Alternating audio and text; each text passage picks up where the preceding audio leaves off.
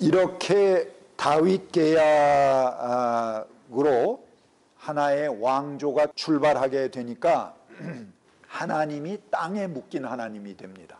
바알 신앙은 어떤 신앙이냐면 이스라엘이 이제 배척한 신앙이 바알 신앙 아니겠어요? 바알이란 말 자체가 소유주다 그런 뜻이에요. 그래서 땅을 소유하고 있는 주인에게 무조건 축복해 주는 게 바알 신앙이에요. 그 주인이 가진 땅을 축복해 주고 주인이 후계자로 지목한 그 후계자에게 그 땅을 승계해 주면서 그 땅에 대한 권리를 그대로 인정해 주는 게 바알 신앙의 핵심이라고 할 수 있어요. 그러니까 이 바알 신앙은 소유주에게 무조건 축복을 주는 그런 신앙이에요. 마찬가지로 이 다윗도 자기 사유지를 취득하는 이야기가 장황하게 나오죠. 지난번에 우리가 사무엘상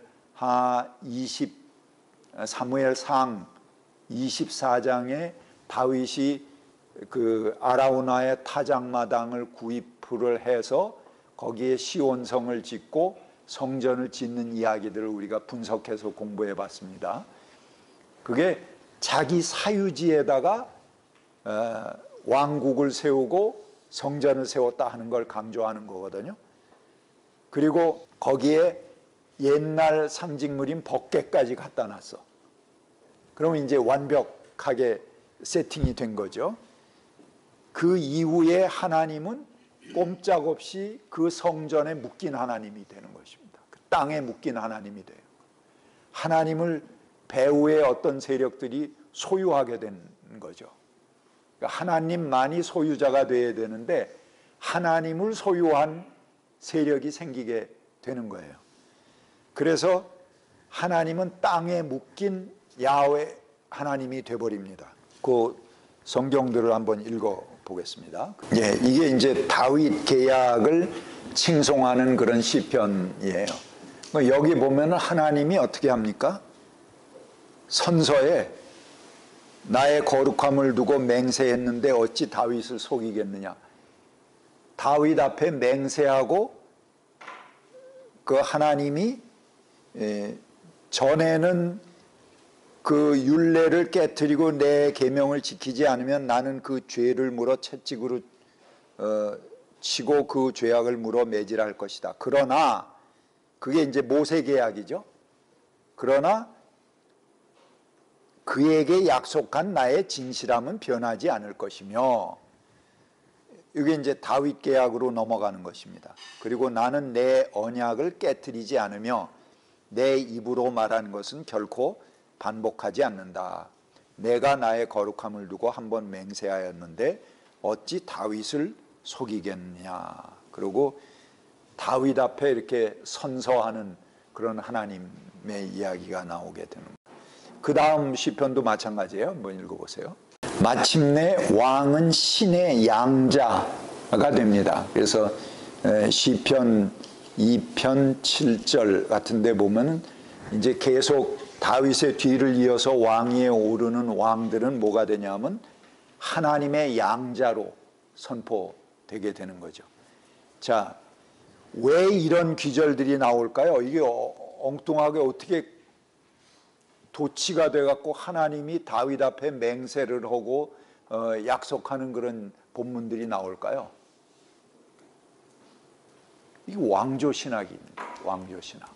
왕조 사가들에 의해서 왕조를 찬양하고 우리가 이제 뭐 용비어 천가하고 뭐 그랬듯이 왕조를 두둔하는 그런 이야기들을 계속 재생산해 내는 거죠. 이런 거를 여러분들이 보고 구별해 볼 수 있는 그런 눈을 가져야지 성서를 제대로 볼 수 있는 겁니다.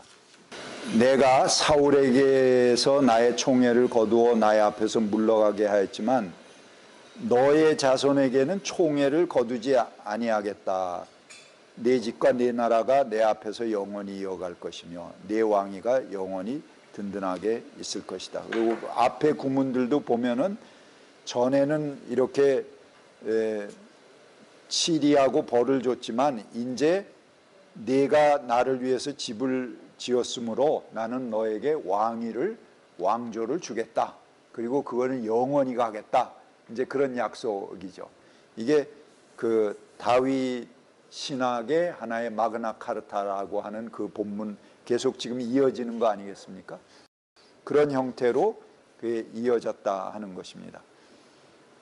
그래서 마침내 솔로몬이 성전을 짓고 봉헌한 다음에 솔로몬의 기도문이 나옵니다. 성전을 지어놓고 야훼께서는 캄캄한 구름 속에 계시겠다고 말씀하셨습니다. 그러니까는 여기 지어놨으니까 여기 캄캄한데 계셔라 이거죠. 누가 그 성전의 하나님을 이렇게 유폐하려고 하느냐 했던 그 우려가 그대로 이제 드러나는 거죠. 그리고 성전 안에 하나님 여기 계십시오 하고 성전 안에 묶어 두는 거 아니겠어요? 이렇게 해서 이 왕조가 하나의 성전을 자기 왕조의 기반으로 삼고자 노력해온 것들을 우리가 볼 수 있습니다. 그리고 계속해서 왕조 신학을 통해서 성전과 이 종교를 하나님을 하나의 장소에 묶인 하나님으로 묶어 놓는 거죠. 이게 이제 굉장히 위험한 발상이에요. 그리고 사실은 그거 우상화하는 겁니다. 하나님은 어느 곳에 거하시는 장소에 매이지 않는 하나님이에요. 하나님은 이 역사의 한복판에 아픔이 있고 억울함이 있고 정말 새로운 하나님의 해방 역사가 일어나야 될 그 현장 가운데 이동하고 왔다 갔다 하는 하나님이지, 그게 이제 이스라엘의 본래 신앙 정신이거든요. 근데 그거를 건물을 짓고 거기다 하나님을 유폐시켜 버린 겁니다. 그 다음에 어떤 결과들이 가져오게 됐느냐, 나아만이 와서 치유받고 돌아갈 때 이스라엘의 흙을 퍼갖고 나귀에 싣고 가는 해프닝까지 생기게 되잖아요. 이렇게 하나님과 땅이 한 지역에 어떤 땅에 묶인 하나님으로 바뀌게 되는 것입니다. 그래서 이런 것들이 계속 예언자들이 성전에 대해서 굉장히 부정적인 그런 선포를 해요. 이 성전에 하나님이 계시냐? 너 여기가 하나님의 성전이다. 여기가 이곳이 하나님의 집이다. 이곳이 하나님의 집이다. 그러고 외친다만 어림도 없다. 돌 위에 돌 하나 남지 않고 무너져 내릴 것이다. 너희가 정의를 지키지 않고 고아와 과부를 억울하게 하고 공의로우신 하나님을 배척했기 때문에 이 성전은 돌 위에 돌 하나 남지 않고 무너져 내릴 것이다 하고 예언하는 것이 거기에 나오는 그 다음 본문 예레미야 7장 4절부터 15절까지입니다. 실로가 어떤 곳입니까?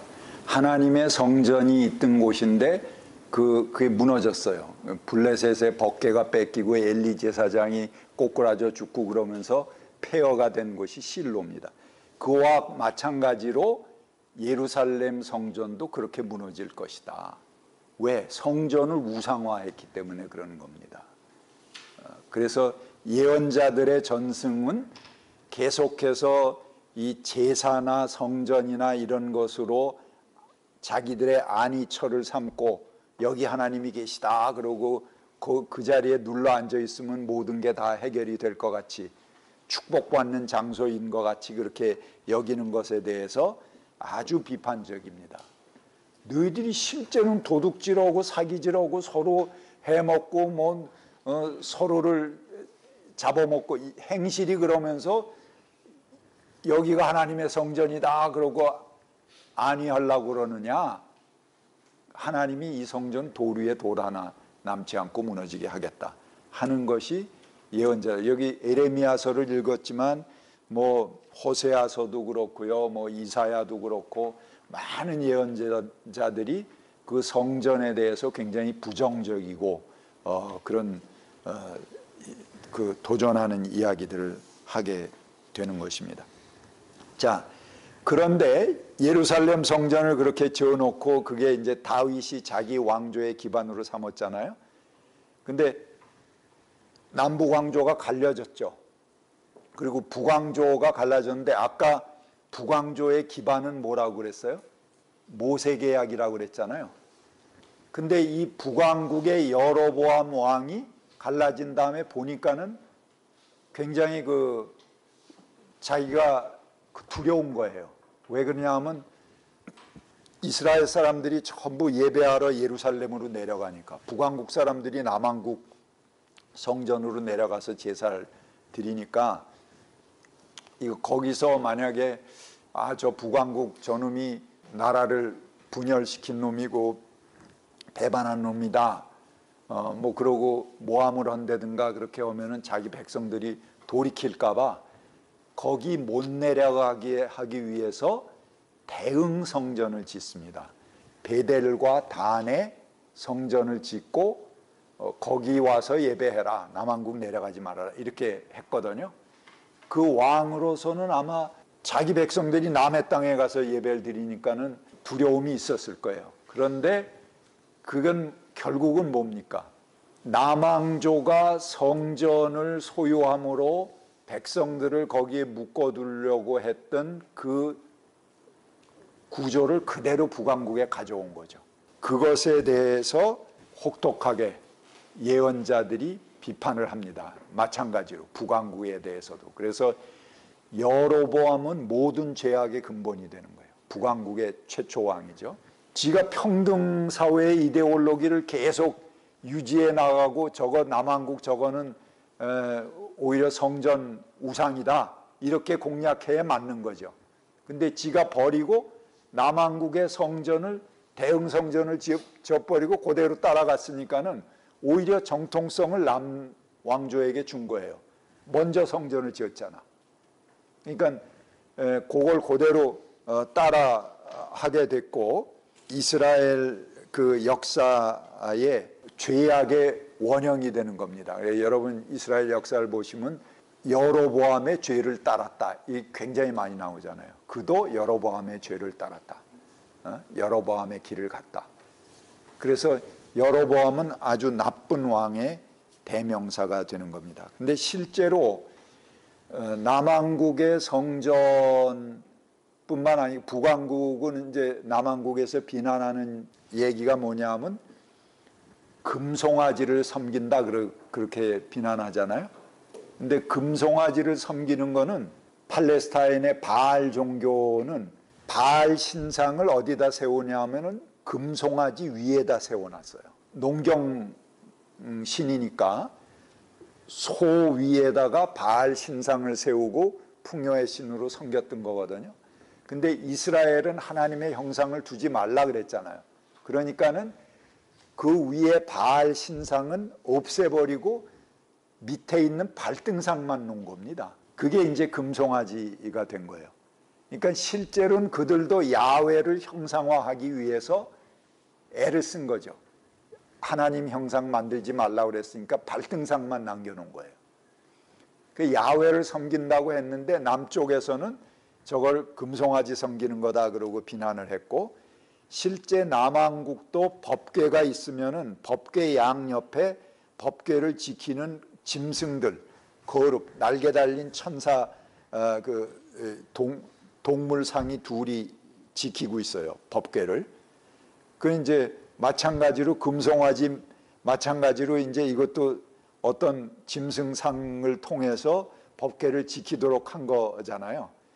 그 둘이 다 똑같은 놈들인데 그렇게 하면서 서로가 저거는 사입이다. 저건 저 송아지를 섬기는 거다. 이러고 우리가 정통이다. 그러고 비난하게 된 거죠. 그러니까 이스라엘 역사에 성전이라는 것은 서로 분열을 가져오는 이데올로기의 하나의 중심체뿐이 안 됐어요. 그 성전이 거룩한 역할이 돼야 되는데 나라를 둘로 쪼개서 서로 비난하는 대상, 우리가 정통이고 넌 사입이다. 서로 이짓터는 근거가 이 성전이 된 거예요. 그래서 예수님 때에 보면 맨 마지막 구절을 한번 읽어볼까요? 아까 우리가 거기 이제 예언자들이 이 제단과 성전에 대해서 부정적으로 선포한 그런 본문들을 제가 좀 뽑아놨습니다. 그건 여러분들이 보시고요. 맨 마지막에 사마리아인하고 대화하는 장면이 나오죠. 요한복음 4장 이야기를 한번 읽어보시겠어요? 이스라엘하고 북왕국 남유다하고 북왕국 이스라엘이 서로 성전을 놓고 정통성 다툼을 하고 상대방을 증오하는 하나의 증오심을 자기들의 종교로 삼았잖아요. 이게 진짜 하나님이다. 그러고 저놈들은 가짜 하나님이고 저건 야훼를 모욕하는 거고, 그러고 서로 적개심을 신앙화했어요. 양쪽이 전부. 그런 결과 이스라엘 나라는 금방 망했어요.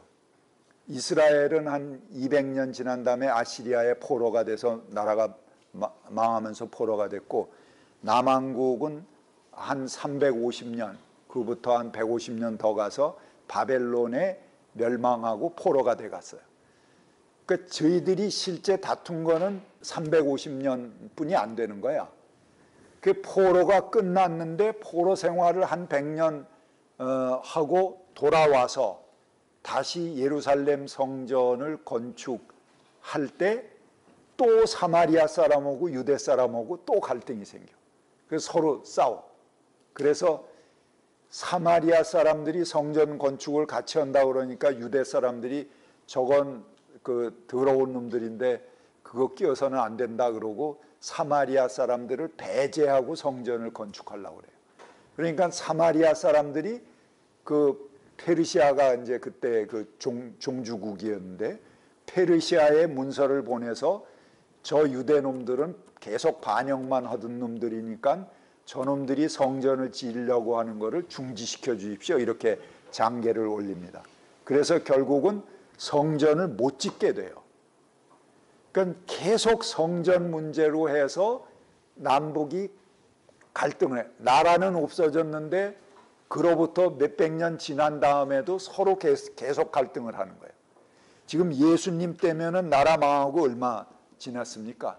북왕국 망하고는 700년이 지났고 남왕국 망하고는 지금 600년이 지난 거예요. 그런데 예수님 때까지도 사마리아 사람들은 상종을 안 해요. 유대 사람들이. 오히려 그 예수님 때 맨 위는 갈릴리고 그 다음에 사마리아고 그 다음에 유대예요. 세 분류로 나눠졌거든. 근데 유대 사람들이 멀리 있는 갈릴리 사람하고는 통해도 위에 있는 사마리아하고는 원수야. 그건 왜 그럴까요? 남북 왕조가 서로 자기들의 이 왕조의 적개심, 이거를 종교화시켰기 때문에 그런 거예요. 정치적으로는 서로 싸우다가도 정치인들이 뭐 그 다음에 만나서 서로 악수하고 뭐 금방 하나 될 수 있어요. 근데 이거를 신앙화시키고 이 증오심을 하나의 종교화시켜버리면 나라가 망해도 700년, 800년 가는 거예요. 그 증오심이. 하나가 되지 못하는 거죠. 그 예수님 때에 지금 이 사마리아 여자가 예수님한테 이제 이야기를 하다가 자기 모든 게 다 들통이 났어요. 뭐 남편이 5이고 뭐 이런 게 다 들통이 났잖아요. 그리고 아, 이분은 정말 그 예언자시구나. 그런 걸 사마리아 여자가 깨달았어. 아니, 그러고 처음 예수님에게 한 질문이 뭐예요? 우리 조상은 이 산 위에서 예배를 드렸는데 선생님네 사람들은 예배 드려야 할 곳이 예루살렘에 있다고 합니다. 어디서 예배들? 아니, 지코가 석자인데 지금 어디서 예배 드리고 그게 뭐 그렇게 중요한 문제예요? 그만큼 사마리아와 유대 사람들에게는 아주 천대한 문제예요. 나라 망하고 700년이 지났는데도 아직까지 어디서 예배 드리는 게 정통이냐, 이거를 예수님에게 물어보고 있는 거죠. 그러니까 예수님이 여기도 아니고 예루살렘도 아니고 신령과 진정으로 예배 드릴 때가 온다, 이렇게 얘기하시잖아요. 신령과 진정을 버리고 적개심, 증오심을 신앙화하는 민족은 이건 나라가 망해도 천년 그 증오심이 계속 이어져 간다는 거죠. 이게 이스라엘 역사를 통해서 우리가 배우는 아주 중요한 점입니다. 그런데 지금 한국의 기독교 세력들은 어떻게 합니까? 우리는 반공의 최후의 보루다. 그러면서 어떻게 저 빨갱이들하고 우리가 함께 할 수 있느냐. 그게 자기들의 신앙이잖아요. 이렇게 적개심을 하나의 증오심을 신앙으로 만들어버리면은 정치인들은 금방 합할 수 있어요. 언제 뭐 판문점 트자 우리 뭐 이렇게 해갖고 하나 되자 이렇게 해도 그럼 제일 먼저 누가 반대할까요? 이 꼴보수 기독교인들이 전부 나와서 이건 절대 어떻게 빨갱이하고 함께 할 수 있느냐, 통일은 절대 안 된다, 멸공. 그러고 이제 또 아직까지도 멸공 그러고 차 타고 돌아다니잖아요. 이 증오심을 신앙화하는 것이 얼마나 위험한 역사인가 하는 것을 이스라엘 역사는 우리들에게 보여주고 있는 겁니다. 그래서 기독교가 그 고리를 빨리 끊어내야 돼요. 사실은 멸공오고 난리를 치는데 남북이 서로 전쟁하면서 수십만 명이 죽었어요. 북에 형제 자매가 있고 뭐 아우 형제가 갈려졌는데 하나는 인민군 복장 입고 나오고 하나는 이쪽에 국방군 국군 복장 입고 나가고 그래서 서로 싸우고 죽이고 이런 그 민족의 비극이 생겼잖아요. 여보 내일 올게 그러고 남쪽으로 내려왔다 내일이 70년이 됐어요. 이런 비극이 있는데 그때 전쟁에서 어떤 정의가 있었을까요? 서로 총을 들이대고 쏘는 그 마당에서 십계명이 지켜졌습니까? 이웃을 내 몸과 같이 사랑하라는 그 말씀이 지켜졌습니까? 어떤 하나님의 말씀이 지켜져서 우리가 하나님의 말씀을 수호한다고 하는 거예요? 빨갱이는 아니라고 그러는 거예요. 거기에 모든 게 다 무너졌어요. 형제를 죽인 핏자국이 아직 내 손에 흐르고 있는데 어떻게 이게 하나님 뜻이고 우리가 하나님의 뜻을 수행한 전쟁이었다 이렇게 얘기할 수 있냐고요. 이런 전쟁에 대해서는 우리가 회개해야 됩니다. 이건 정말 있어서는 안 되는 전쟁인데 이렇게 큰 하나님 앞에 범죄를 지었습니다. 서로를 죽이는 그런 광란의 극이 벌어졌으니 하나님 용서해 주십시오. 이렇게 죄책 고백을 해야 되는 거예요. 그리고 다시는 이런 전쟁이 이 땅에 일어나지 않도록 합해서 회개하고 기도해야 되는 게 기독교인들의 임무죠. 근데 저 빨갱이들하고는 죽어도 같이 못한다 그러고 뭐 아직까지 멸공하고 돌아다니고 멸치오고 콩오고인가 이런 거나 사진 찍어서 내보내고 그 적개심을 이용하는 거 아닙니까? 지금 윤석열 정부가 계속 국민들에게 적개심을 부추기기 위해서 한미 연합훈련 끝나면은 또 해달라고 그래서 또 계속 작년 내내 끊이지 않고 한미 그 연합훈련이 이어졌어요. 지금도 하고 있죠. 그러니까 북에서는 오늘까지 그래요. 그러니까는 북에서는 계속 미사일을 쏴댈 수밖에 없는 거죠. 북에서 미사일을 쏴대야지 윤석열이 지 마음대로 이게 우리가 이렇게 위기고 지 마음대로 폭행을 할 수 있는 정당성이 부여되는 거죠. 그래서 계속 그런 것을 조장하고 남북의 위기를 조장하는 건데 이게 설마 전쟁은 안 나겠지 그런 것 때문에 아마 생각을 하는지 아니면 개념이 없는지 뭐 어떤지는 모르겠는데 지금 전쟁이 일어날 수 있는 아주 굉장히 위험한 그 수위까지 와 있거든요. 우리가 미사일 쏘는 거 하나만 방향 바꿔서 하면은 그야말로 전쟁이 일어날 수밖에 없는 거예요. 그리고 그런 거를 노리고 있어요. 미군이나 일본은 미국이 북을 쳐서 공격하기를 원하고 있고, 그걸 따라서 북에 들어가기를 원하고 있죠. 옛날 노무현 대통령 때 전략적 유연성이라든가 북의 유사 사태가, 어떤 북 내부의 사태가 일어났을 때 선제 공격한다는 그런 작전 계획을 세웠어요. 전쟁 아니라도 북의 내적인 어떤 소요 사태가 일어나거나 그러면 먼저 가서 북을 점령하겠다는 그런 작전 계획을 세우고 그랬거든요. 노무현 대통령이 이건 주권에 대한 심대한 침해 사항이다 그러고 그걸 거부하고 미국하고 서로 의견 충돌이 있었던 때가 있어요. 근데 결국은 나중에 내려놓고 미국이 하는 대로 끌려갔었죠. 그렇지만 그때에 미군 제7함대 사령관이 발표한 얘기가 있어요. 한국이 만약 협조하지 않는다면은 북의 유사 사태가 일어났을 때 미군이 독자적으로 북을 점령하겠다, 그런 발표를 했거든요. 그러니까 이게 그들의 계획이에요. 왜 계속 북에 대해서 대화할 것 같이 하면서 파토놓고 끌고 오느냐? 북이 망하기를 바라는 거죠. 그러면은 자기들이 들어가서 그 중에 어느 한 땅을 점령하기를 원하는 거예요. 일본은 계속 미국에 붙어갖고 그때에 따라 들어가서 자기도 어느 한쪽을 차지하려고 하는 것이고, 남쪽의 극우들도 이런 문제가 북이 망하면 자기들이 다 북을 접수할 걸로 생각을 해. 천만에. 둘 다 UN 가입국이야. 북이나 우리나. 근데 한 나라가 망한다고 밑에 나라가 독자적으로 우리는 한민족이니까 우리에게 그 땅을 다 차지하고 줄 것 같아요? 아니에요. 미국은 미국 나름대로 계획이 있고 일본은 일본 나름대로 계획이 있어요. 중국도 그런 유사시를 대비해서 자기들이 내려올 그런 생각을 하고 있고, 그래서 동북공정이라는 거를 막 시도를 해서 정당성을 만들어 놓는 거예요.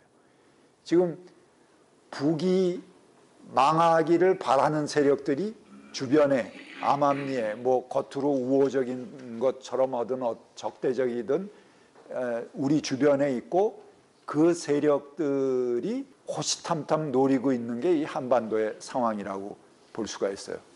이럴 때 우리가 자주적인 정신을 가지고 이 외세들을 적절하게 조절하면서 남과 북이 하나가 되는 수밖에 없어요.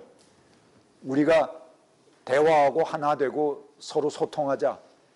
그래서 이 모든 긴장을 내려놓고 우리 스스로 통일하게 되면은 이 외세들 다 물러가게 되는 거죠. 그런 길을 열어야 될 텐데, 외세에 의존해서 자기 정권의 유지를 하려고 빌붙어서 계속 전쟁 상황, 위기 상황을 조장해가는 이런 정부는 매우 위태한 거죠. 이게 어디서 삐끗하면은 그대로 우린 전쟁, 경제 발전이니 뭐니 그동안 이뤄놓은 게 뭐가 소용이 있겠어요.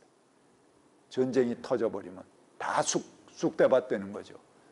돈 아무리 많으면 뭘 하겠어요. 다 휴지 조각 되는 거죠. 먹고 살기 바빠서 그냥 이리저리 피신하러 다닐 텐데, 그런 위기 상황을 우리가 기독교인들이 어떻게 현명하게 대처해야 되는가 하는 과제를 오늘 이 이스라엘 남북 왕조의 하나의 이데올로기의 측면에서 우리가 살펴보았습니다. 다음 시간에는 이스라엘 남북 왕조가 몇 차례 전쟁을 했어요. 그 전쟁사, 그리고 평화했던 그 평화의 역사를 우리가 같이 공부해 보도록 하겠습니다.